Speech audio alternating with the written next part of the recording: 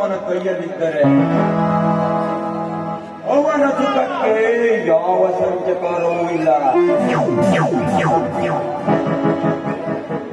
ಅದೇ ರೀತಿ ಕಾದಿ ಕಾಕಿ ಕಾವಿ ಈ ಮೂವರು ಒಂದಾದರೆ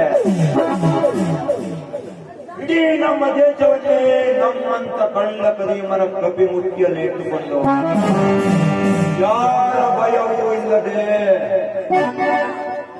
ಆಯಾಗಿ ನಲಿಯಬಹುದು.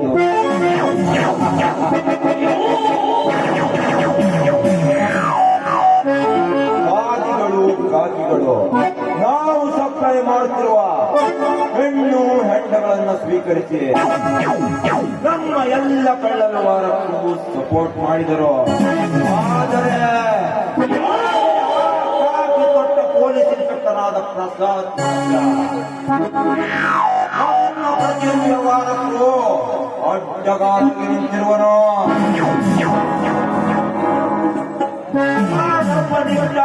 ಅಧಿಕಾರಿಯನ್ನು ಜಂಗ ಕೊಟ್ಟಿಕೊಂಡು ನಮ್ಮ ಪ್ರತಿಯೊಂದು ವ್ಯವಹಾರಕ್ಕೂ ಕಂಟಕ ಪ್ರಾಯನಾಗಿರುವನು.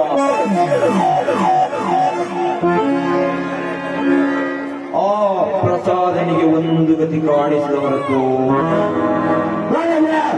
ನೆಮ್ಮದಿಯ ನಿದ್ರೆ ಇಲ್ಲ.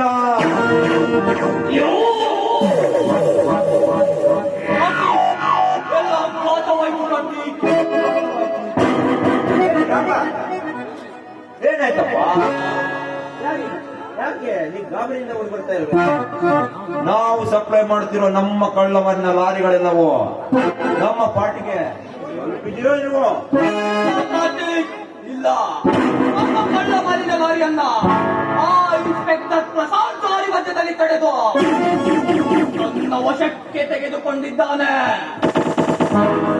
ಹಾಗೆಯೇ ನಮ್ಮ ಲಾರಿ ಡ್ರೈವರ್ ನನ್ನ ಅರೆಸ್ಟ್ ಮಾಡಿ ತನ್ನ ಸ್ಟೇಷನ್ ನಲ್ಲಿರಿಸಿದ್ದಾನೆ. ಇನ್ಸ್ಪೆಕ್ಟರ್ ಪ್ರಸಾದ್,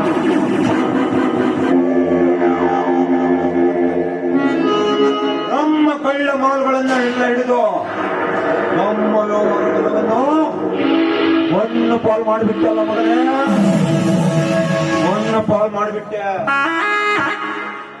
ಬಟ್ ಆ ಕಾಕಿ ತೊಟ್ಟ ನಾಯಿಗೆ ನಮ್ಮ ಈ ಕಳ್ಳರ ಇನ್ಫಾರ್ಮೇಶನ್ ಕೊಟ್ಟವರು ಯಾರು? ನಮ್ಮ ವೈರಿಯಾದ